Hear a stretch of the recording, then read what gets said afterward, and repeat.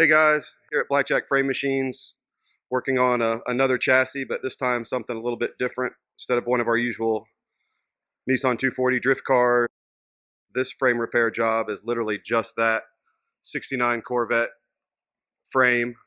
We're using our truck saddles that come with every one of our machines that are adjustable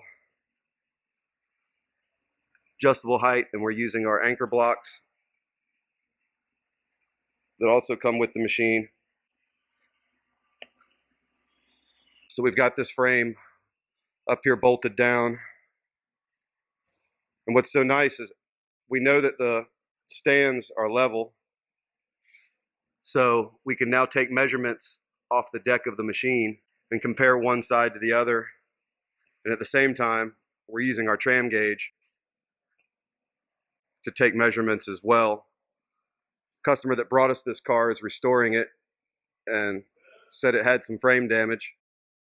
And what it ended up being is this frame rail right here. You can see it's twisted and out of spec. So we've got our pull set up right here.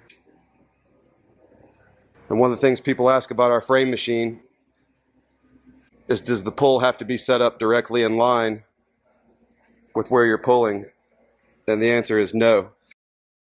You can literally just lean the ram out to the side, and when it hooks back down, you've still got a straight pull. And we're going to use our spec sheet right here. And that's going to give us the dimensions that we need to end up at. All set up, and we know our measurement. We need to be 32 and 7/8, so right at 33 here almost.